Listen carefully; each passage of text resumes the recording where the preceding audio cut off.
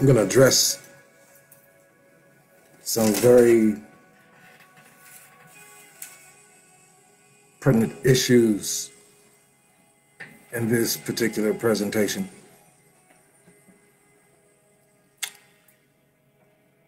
I'll try to express it in a very fair manner, in a very productive manner.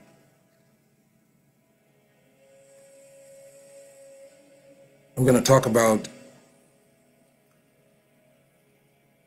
NAAIP and the formation of NAAIP and the formation of numerous other institutions created by Tushkahumoc'S.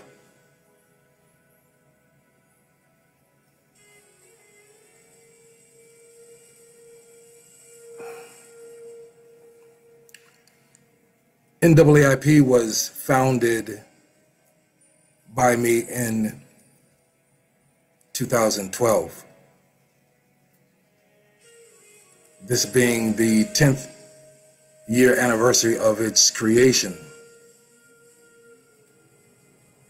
NAAIP was created because there was a need to have further and greater understanding about what indigenous was and who indigenous people were and how they existed and how they should exist. I did this because I was entrenched in actions over in Memphis, Tennessee. I guess that's a location where everything started, Memphis, Tennessee. Over in Memphis, Tennessee, I was confronted with a situation where the Memphis police raided an apartment that I was visiting. And they raided the location at gunpoint, and they held me down and the children down, and they arrested me. They arrested me because 2 weeks prior, I was involved in a protest for Tab Virgil of the infamous Hot Boys of Birdman and Lil Wayne. Tab was detained over in Memphis, Tennessee because they claimed that he had opened fire on police officers there in Memphis, and They were charging him with some form of aggravated assault and attempted murder and that sort of thing. I was engaged in a protest on Turk's behalf, and the police officers on the street decided to retaliate for my doing that and bringing Billboard and other magazines to the attention of what was happening with young Turk, Tab Virgil. So they raided my apartment and they arrested me. And I was arrogant, and I believed that I could defend myself, and I was encouraged to defend myself by my initial mentors. My mentor, his name was Sir David Andrew. Sir David Andrew came into my life in New York when I was fighting the U.S. Army on behalf of a rape that took place against my ex-wife. So I started to get a grasp and understanding of how the law was working and how to defend and protect and that sort of thing from those initial engagements in New York at Watertown, where there were numerous sexual assaults taking place, and I was thrown right into the midst of it. At the time, I was also a music producer and independent label owner, and my ex-wife, we did a deal with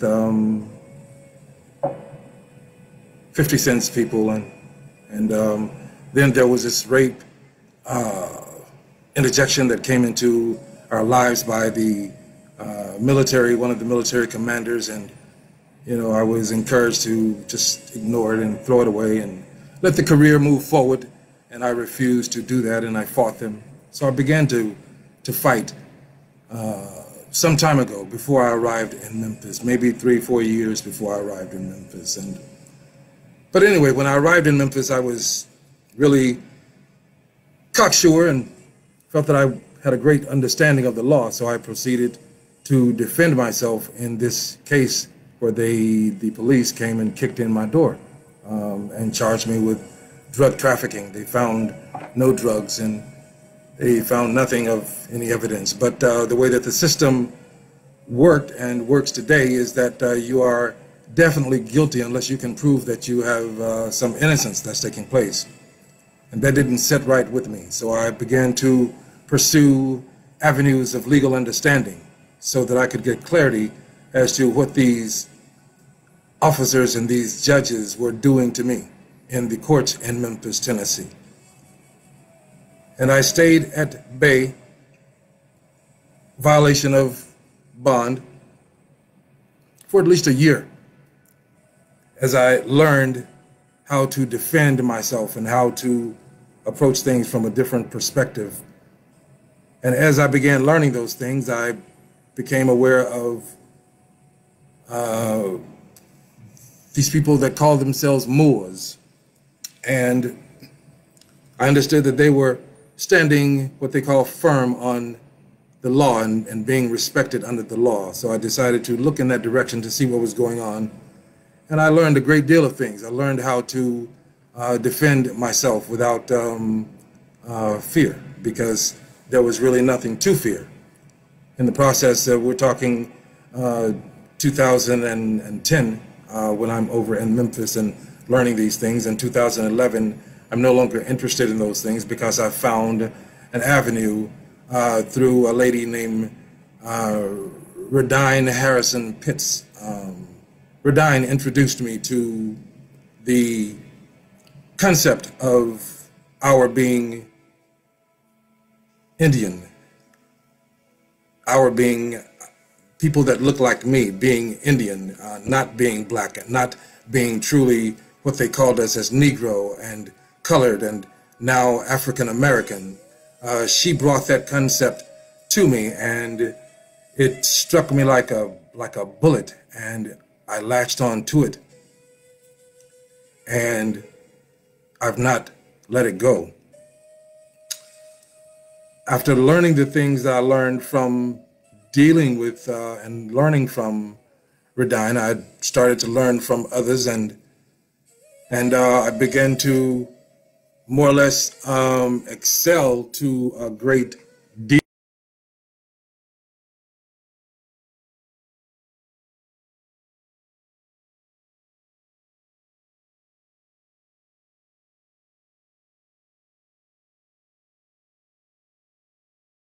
Indigenous identity. I found that there were no platforms that existed that could help me to further explain my indigenous, now self-proclaimed identity to these courts and to these agencies that did not want to accept me as being who I said that I was, as an indigenous inhabitant. And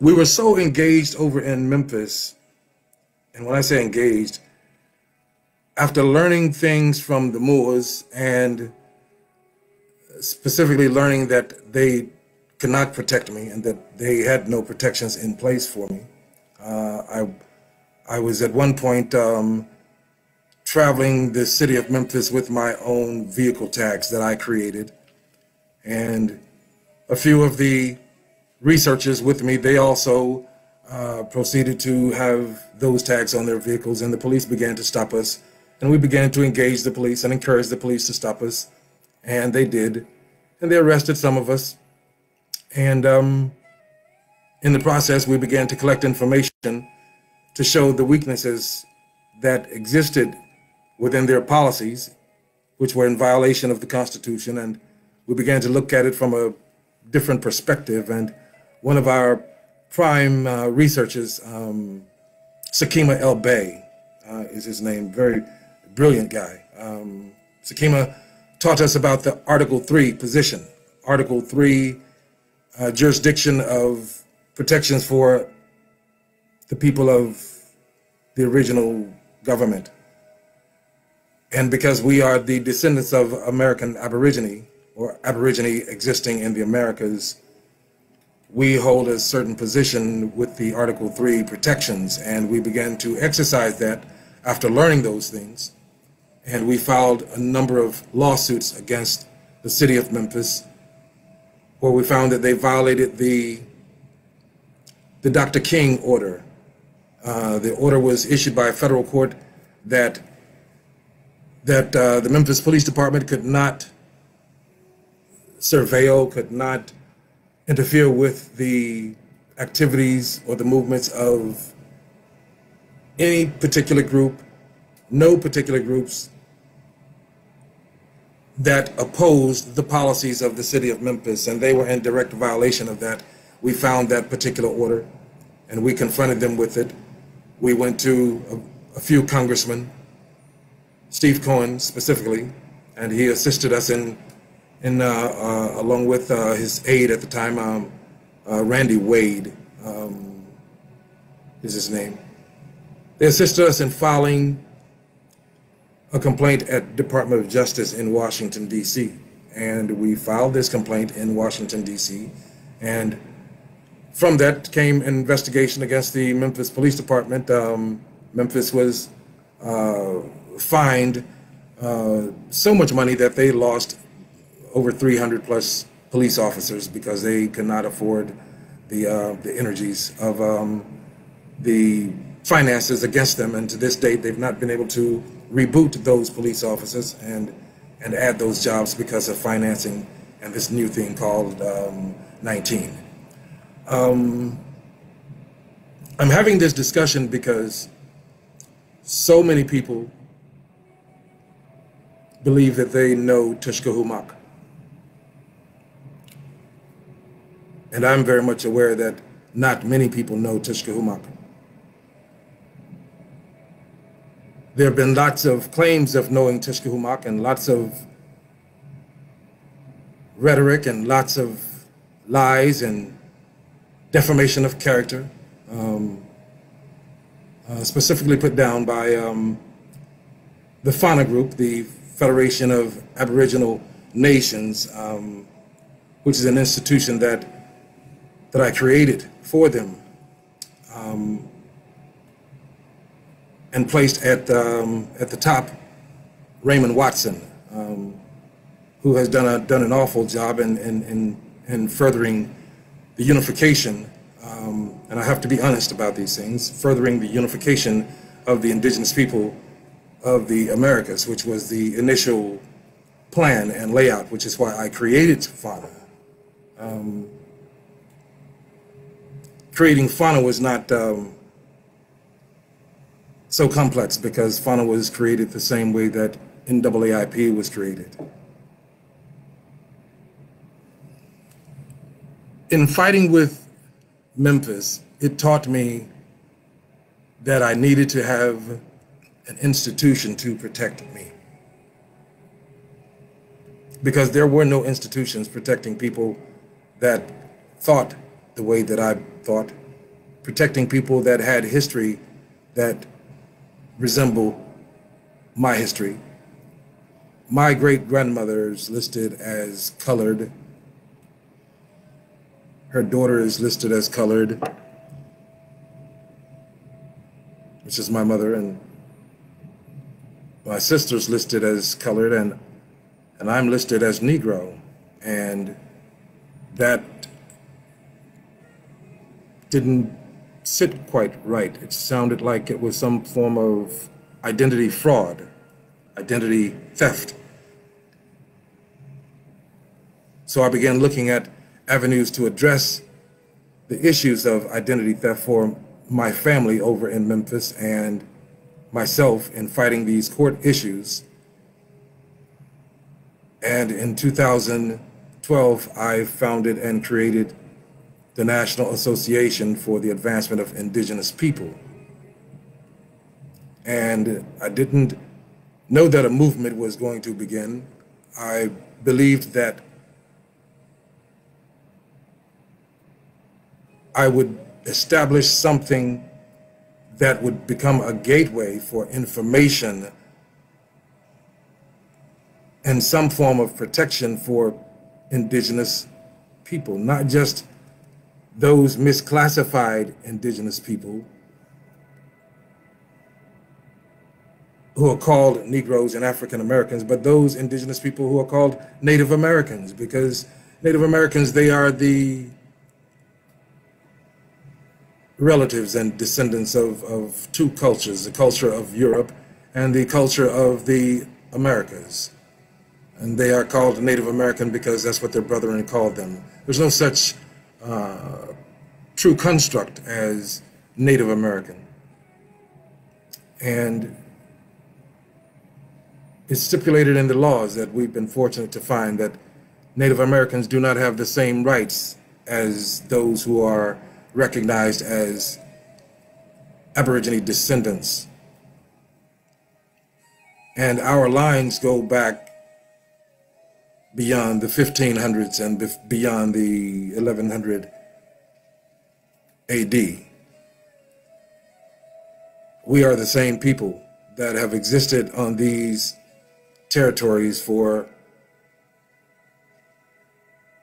centuries upon centuries upon centuries.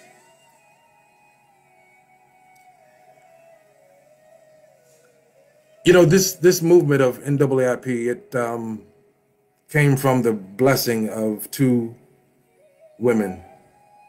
One was known as Grandmother Deepwater, and the other one was Shelley George. Grandmother Deepwater, she's of Muskogee descent. Grandmother Deepwater worked diligently with Shelley George of the Onondaga to gain recognition for those misidentified and misclassified descendants of Aborigine. And before Grandmother Deepwater left us, she and Shelley George took me to the United Nations and introduced me as the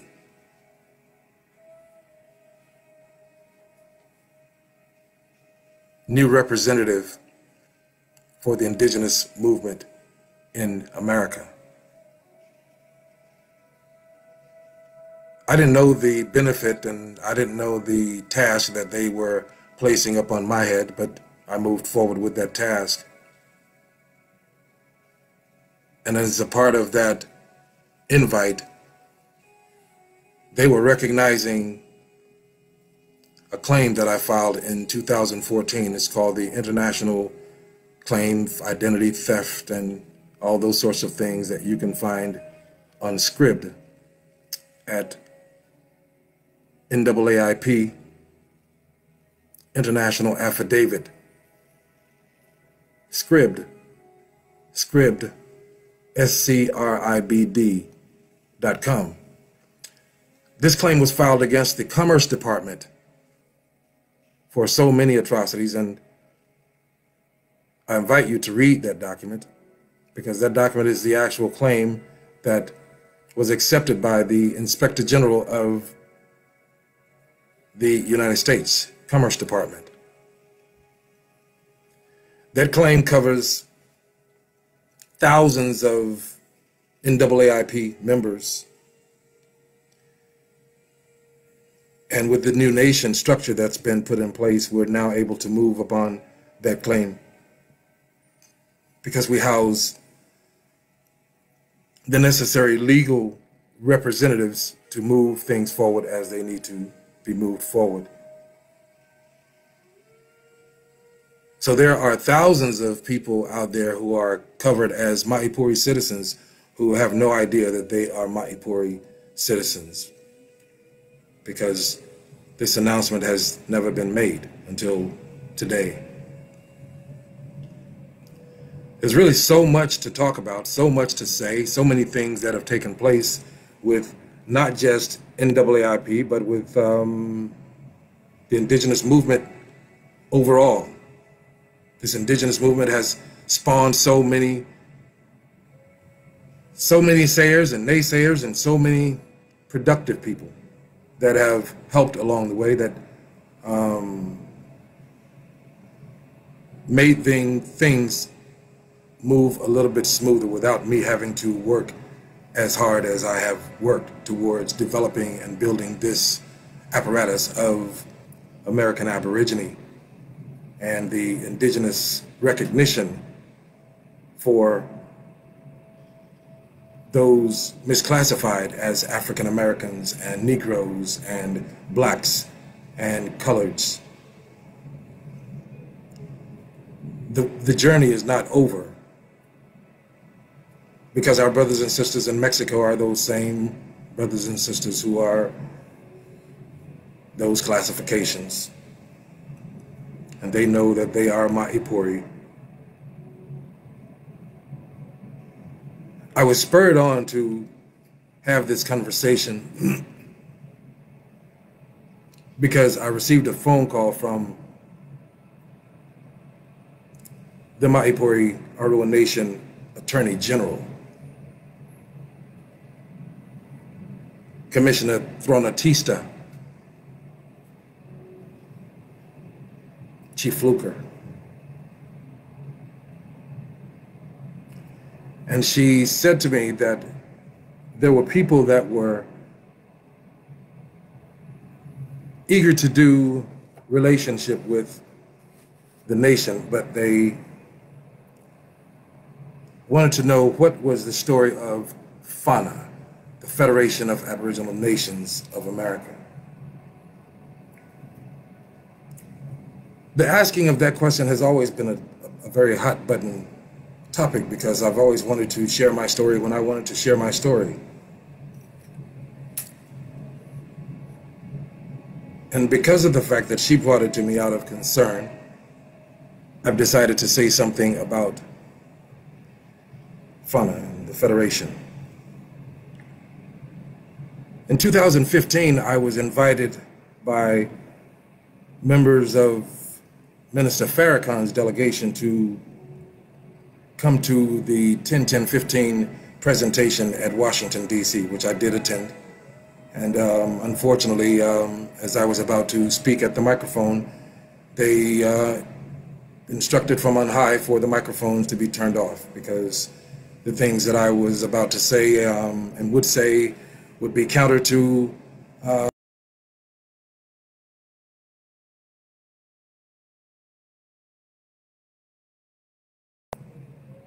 So I was not allowed to speak. The microphones were turned off. It was quite humiliating, but it was a welcome to the structure of moves and energies that have thwarted us from gaining the type of recognition that we need to gain and that we could have gained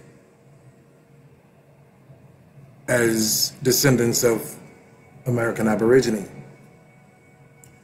A lot of that conflict still goes on. There's so much dissension and so much self-hatred and hatred of those that are represented by these various factions who know the truth but won't share the truth, who can lead their families out of the complex situations that they're involved in. Because as American Aborigine, there are rights that are built into the soil. One is particular called Aboriginal title to the land. It's not the same fee simple type of land holding that Native Americans have, because Native Americans, they operate through Congress, and everything that they do is controlled and regulated, owned by Congress. That's not the case of the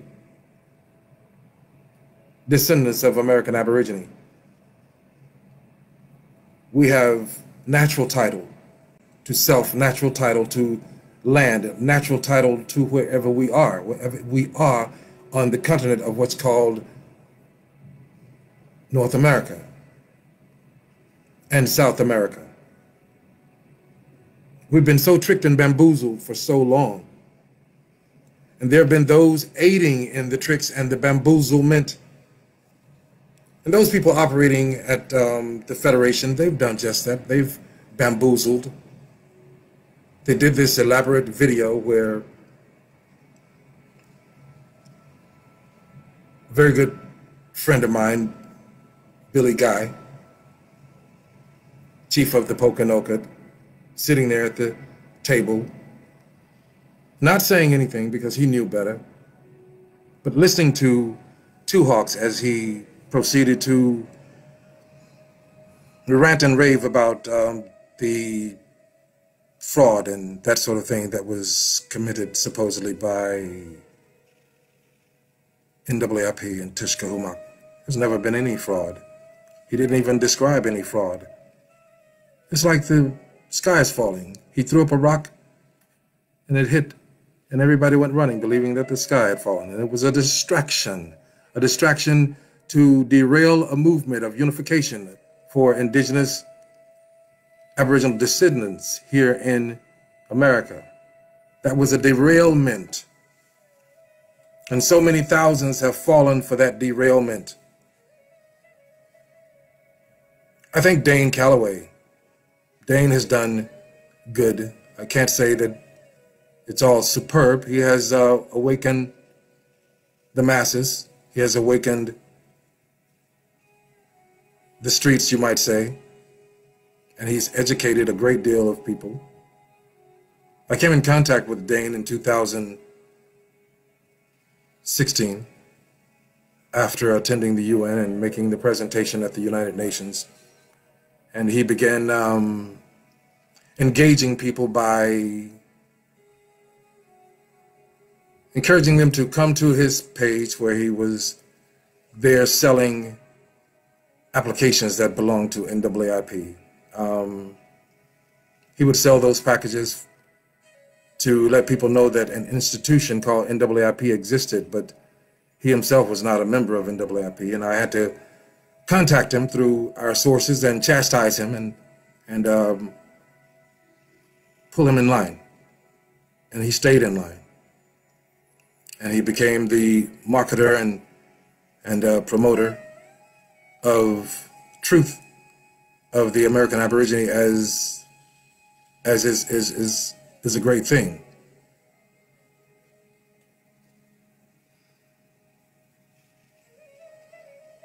I applaud Dane Calloway in, excuse me,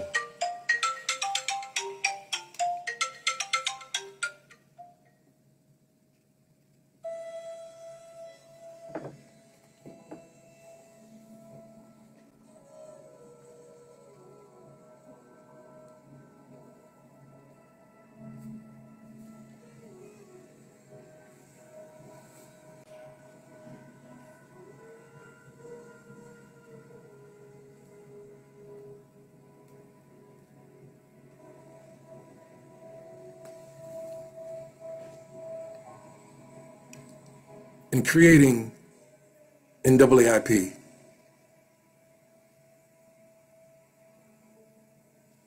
the result has culminated into international interest in the plight of so-called indigenous people here in America for the first time. Because of the actions of NAAIP, the Native Americans are experiencing a different level of relationship with the federal government, because I've been fortunate enough to reveal so much information and truth to the Native American communities and the developing indigenous communities of North and South America. The policies are beginning to change that are enhanced towards indigenous people.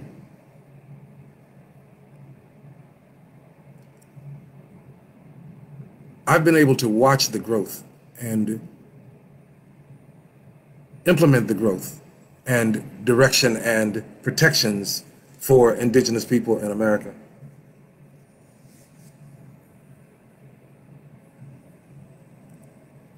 It's important that when you wake up a baby, you're able to provide for that child. When you bring that baby forward, you have to be able to provide. And the African American construct mindset is a baby when it comes to understanding indigenous and aboriginal to the land and identity of such.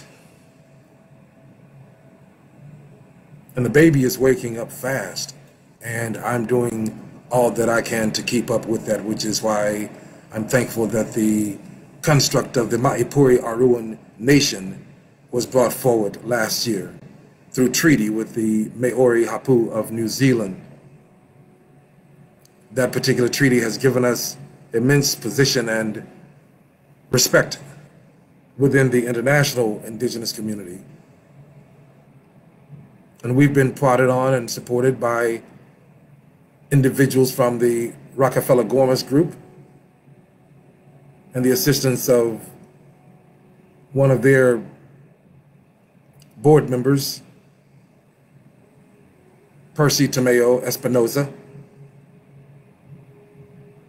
And we're thankful for their interest in raising up the level of protections for indigenous people in the Americas. Those things transpired because of the actions of Tushkahumoc'S. Tushkahumoc'S entered into the relationship with the Rockefeller-Gormas group after initiating protest in the Virgin Islands, St. John's, Virgin Islands at Caneel Bay, after which there was immense interest in what was taking place with the newly awakened indigenous Arawak over in the U.S. Virgin Island territories. The United States have never recognized those people. They just simply came over there in 1921 and took the territory and took the people called Arawak. They are the natural inhabitants, and they're constantly taking land from these people and placing it into something that they're calling a national park. The United States has no jurisdiction, true jurisdiction in the Virgin Islands. It's a takeover. They've taken over the people. And this is a great deal of what I've been fighting for. So when I get to the level of people asking me about what happened with Fana and what happened with Tushkahumoc'S, Raymond Watson, it's a very, very, it has been a very, very irritating point. It's like this little woodpecker just won't stop pecking. He doesn't say anything, but he's created a video. And that video defames my name, it defames NAAIP, and he provides no proof to the defamation of character that he has presented. And that video stays out there and it stays out there. And, you know, Tushkahumoc'S is a member of NAAIP. He started out with NAAIP, and he contacted me and asked me if I would come to the Rhode Island area to help him and his people. I moved up there at the risk of losing my family. I did lose my family. I was divorced afterward. And, but I went there and I helped them. And I built foundations for them. I built the Federation. I assisted them in establishing their tribes and establishing their bank accounts. I assisted them in developing their relationship with the Department of Health and the Census Bureau, where they were able to receive health care. Even his wife, who was from Mexico, he was able to get that for Jenny. And it's unfortunate that you know, things turned the way that they did. It was quite very nasty and personal. I took Tushkahumoc'S and about 17 other people to the United Nations and introduced them to the platforms, and they all registered under NAAIP. And it was my hope that Fana was going to make some sort of presentation to introduce itself, because NAAIP was already introduced, but you know, they didn't get a chance to do that, and I was selected to speak instead, and there was animosity about my being chosen to speak. And then when we arrived back in Rhode Island, we had what I call after-action review of all the things that took place at the UN. And, you know, Tushkahumoc'S, you know, all happy and joyful that he had gone to the United Nations, thought it was a great, great occasion, that it was oh so wonderful. And a few others, they kind of felt the same way. And at the end of their communication, I burst their bubble and told them that it was a farce, that it was awful, that it was a terrible representation of what should have been, and that they failed in their approach to do what needed to be done to prepare the Federation for the hundreds and the thousands of individuals that were coming forward to NAAIP. They needed a place to go that would help to build their tribes, that would help to facilitate the learning of doing business and commerce as tribal people. Those things were not done because Tushkahumoc'S decided to derail the process, and he took my after-action review chastisement as offensive, and we parted ways. And you know, a year later, after I had filed litigations and protections to move in a direction to regain their land in Rhode Island and Massachusetts, he decided to make the statement of Tushkahumoc'S is a fraud and NAAIP is a fraud.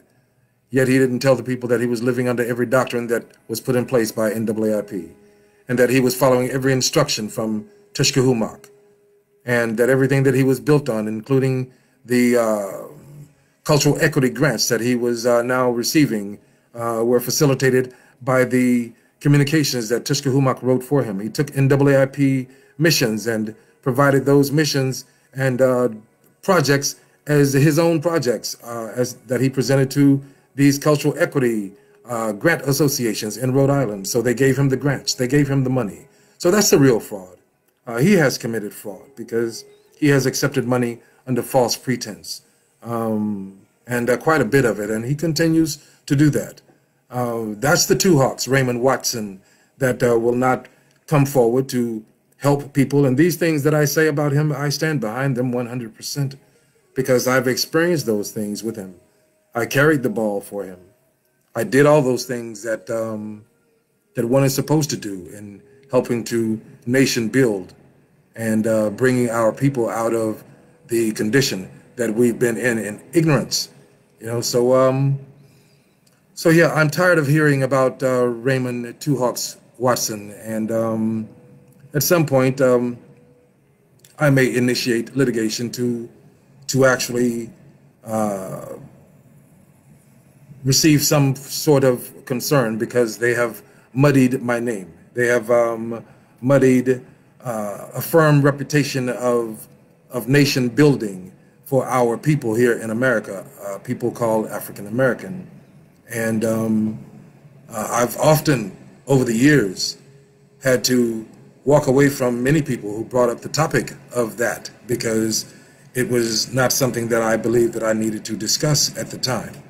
And I've been following my career. I've been following my direction. I've been following what's happening with Tushkahumoc'S and the American Aborigine movement. We're into Mexico, and we're into parts of South America. And throughout the Caribbean territory, we are well established, and we're moving forward as a governmental body now. So there are a lot of things that did bother me initially, and they're beginning to fade and wane, because I recognize my core position as the leader in this thing called the indigenous movement in America. And I know that I have awakened thousands and thousands and thousands of people. And it's amazing to me, and it's a pleasure to look at the various Facebook posts and clippings that people make, and those clippings are from my publications and my books. That's an honor. And I look at it just that way, as an honor, and not something that I deserve, but definitely something that has been bestowed upon me, and I'm thankful for that. You know, in moving forward, the Maipuri Aruan Nation is a nation that has its Declaration of Independence in place, that has its Constitution in place, and has established a firm constitutional body. And I'm very, very proud of this document, very proud of this document, because we have accomplished what others have failed to accomplish, and where others have struggled so long, we have answered prayers for them with the creation of the constitutional government of the Maipuri Aruan Nation.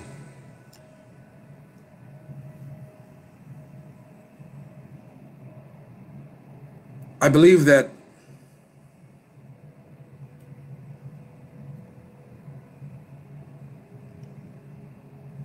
it's past time for, as they call it, Black America to wake up. We're stuck in the middle of this thing called 19. And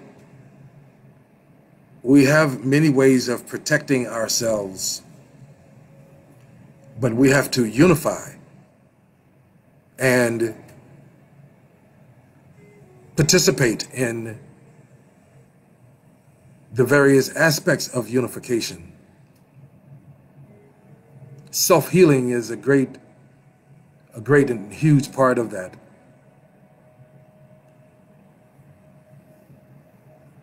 As the Maipuri Nation, we have created and developed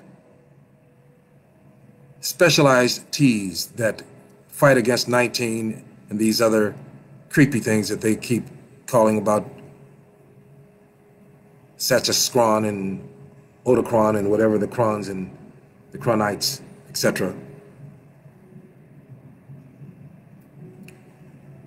In approximately 10 days, we'll have those teas available for indigenous people all across the Americas. And we encourage you to boost your immune, stay away from high radiation areas. If you don't have to have your phone near you, keep it away from you. The phone is a source of radiation. But that's not the only source of radiation. The actual wires in your house aids in the radiation. Do things to keep your blood thin. The teas that we'll be providing here shortly will definitely assist you in fighting with the various concerns that are associated with 19. We have to unify and come together. I understand that there is a location called it's www.maiporiaruanation.com. That's maiporiaruanation.com. I encourage everybody that hears this communication to go to maiporiaruanation.com. We have to unify. This is not a Tushkahumoc'S machine. This is the Maipori Aruan Nation, and I am a part of it. And all those hundreds of names that were listed on Facebook months and months ago, those people are the names of the various chiefs of the various tribes that are registered with the Maipori Aruan Nation. So if your name is on that list, we need the name of your tribe. We need the name of your tribe because we are now approaching civil litigation against the Commerce Department to settle the claim. And this is what Attorney General Thronotista is working on. So we need your names. We need the names of your tribes, and we need you to come forward and to provide the signatures necessary of acknowledging your tribe. And you'll find that at maiporiaruanation.com. I'll be making further announcement concerning the enumeration assessment that's taking place with the Maipori Aruan Nation in just a few days. It's imperative that you protect your family. The United States is shuttered. Its doors are closed to a major degree. And international claimants are coming forward all over the place to make sure that they claim what they rightfully are owed by the United States construct. The Maipori Aruan Nation provides protection. Provides protection in law, provides protection in law. And this is something that we've been missing, but not anymore. We are protected in law, and we need to respond knowing that we are protected in law. Unification is mandatory. We know how to cure and heal ourselves. We just simply have to come together and agree that we are going to heal ourselves, and we're not going to be injected with some 19, 20 or 21 or whatever. We're not going to be injected with that. I'm happy to say that my son has been released from detention, held by the Genesee County Police Association illegally. And we have began moving in the right direction to address the issue of his illegal detention and their illegal invasion of the property that was witnessed on video. We'll be initiating quite a few positions with the Mount Morris Police in the next couple of days. But I want to mention that our son is free, and he's definitely happy to be back with the family.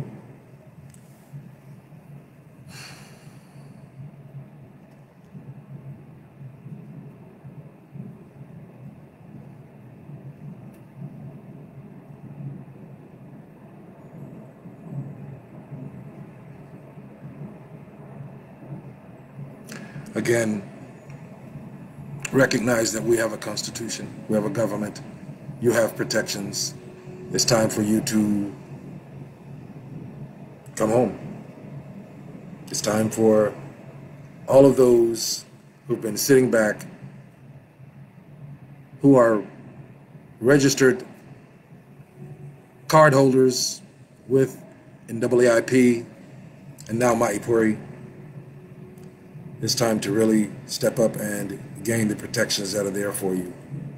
And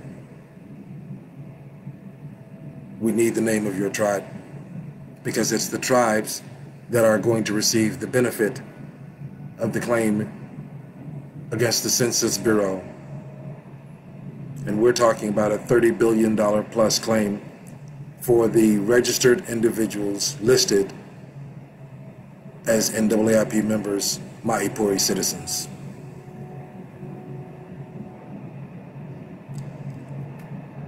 Your not coming forward will not change the dynamics of the claim.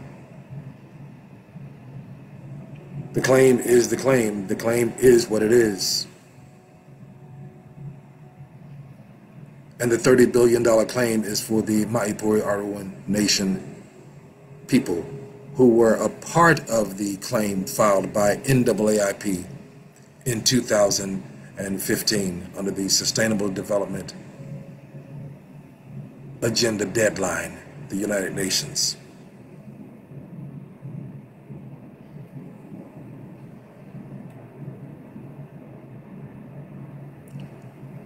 That's NAAIPAruanNation.com. I'm going to close out.